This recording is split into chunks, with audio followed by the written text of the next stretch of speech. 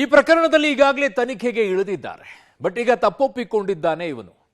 ಏನ್ರಿ ಯಾವ ಮನುಷ್ಯತ್ವ ಏನ್ ಕಳ್ಕೊಳ್ತಾ ಇದ್ದಾನೆ ಅಂತ ಹೇಳಿ ನಿಜ ನನ್ನ ಸಹೋದ್ಯೋಗಿ ಕೆ ಪಿ ನಾಗರಾಜ್ ಹೇಳ್ತಾ ಇದ್ದಿದ್ದು. ಕಾಡಿನಲ್ಲಿರೋದು ಮೃಗಗಳ ಅಥವಾ ನಾಡಿನಲ್ಲಿರೋರು ಮೃಗಗಳ ಅಂತ ಹೇಳಿ ಕಳಿಸಿರೋದು ಇವನ್ ತಪ್ಪು, ಶಿಕ್ಷೆ ಕೊಟ್ಟಿರೋದು ಅದಕ್ಕೆ.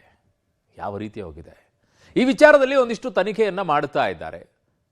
ತನಿಖೆಯನ್ನ ಯಾರು ಮಾಡ್ತಾ ಇದ್ದಾರೆ ಸ್ಟೋರಿ ನೋಡಿ. ಗಂಧದ ಗುಡಿಯಲ್ಲಿ ಇದೆಂತಹ ಅನ್ಯಾಯ!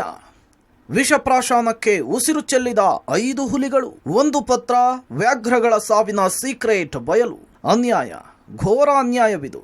ಕರ್ನಾಟಕ ಹುಲಿ ಸಂರಕ್ಷಿತ ತಾಣ, ಆದರೆ ಅನ್ಯಾಯವಾಗಿ 5 ಹುಲಿಗಳ ಮೇಲೆ ಮಹದೇಶ್ವರ ಬೆಟ್ಟದಲ್ಲಿ ವಿಷವಿಕ್ಕಿ ಹತ್ಯೆ ಮಾಡಲಾಗಿದೆ. ದುರಂತ ಅಂದ್ರೆ ಜಸ್ಟ್ 20 ದಿನದ ಹಿಂದಷ್ಟೇ ಚಾಮರಾಜನಗರ ಪೊಲೀಸರು ಅರಣ್ಯ ಇಲಾಖೆಗೆ ಒಂದು ಪತ್ರ ಬರೆದಿದ್ರು.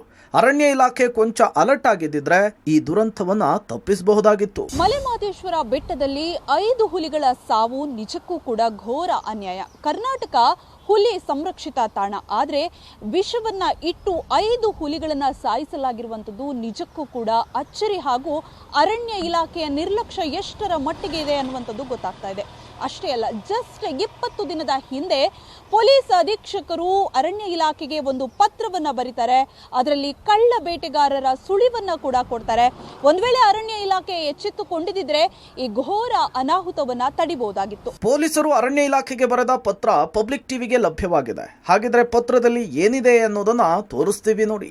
ಏನಿದೆ ಪತ್ರದಲ್ಲಿ? ಚಾಮರಾಜನಗರ ಜಿಲ್ಲೆಯ ಗಡಿಯಲ್ಲಿ ತಮಿಳುನಾಡಿನ 3 ಜಿಲ್ಲೆಗಳಿವೆ. ಅನುಮಾನಾಸ್ಪದ ವ್ಯಕ್ತಿಗಳು ವಾಹನಗಳ ಪರಿಶೀಲನೆ ಮಾಡೋದಕ್ಕೆ ಸಾಧ್ಯವಾಗ್ತಿಲ್ಲ.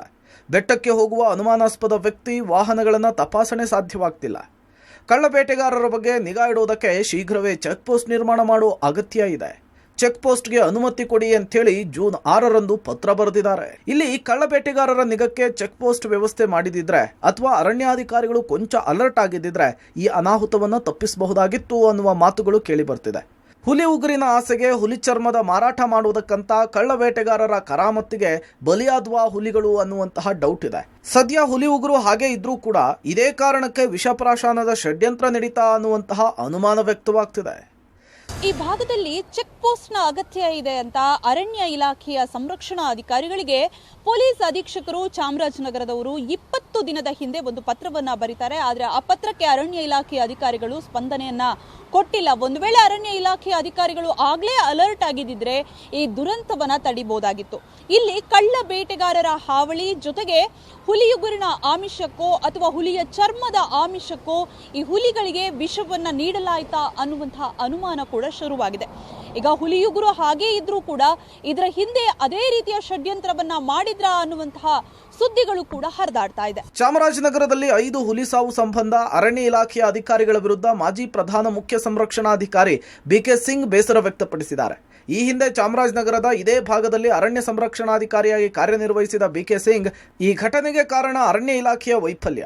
ಈ ಹಿಂದೆ ಎಂದೂ ಕೇಳಿಲ್ಲದಂತಹ ಘಟನೆ ಆಗಿದೆ.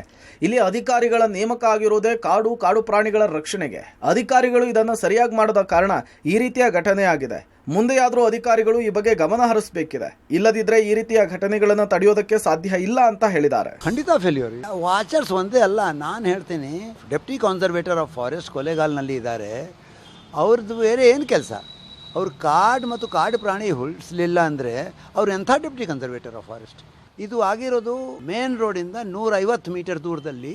ಸೊ ಇದು ಬಹಳ ಸೀರಿಯಸ್ ಮ್ಯಾಟರ್. ನಮ್ಮ ದೇಶದಲ್ಲಿ 5 ಹುಲಿ ಒಂದೇ ಸರ್ತಿ ಈ ಥರ ಸತ್ತಿದ್ದಕ್ಕೆ ನಮ್ಮ ಮೆಮೊರಿನಲ್ಲಿ ಯಾವುದೂ ಘಟನೆ ಇಲ್ಲ, ಯಾವುದು ಪ್ರಕರಣ ಈ ಥರ ಆಗಲಿಲ್ಲ.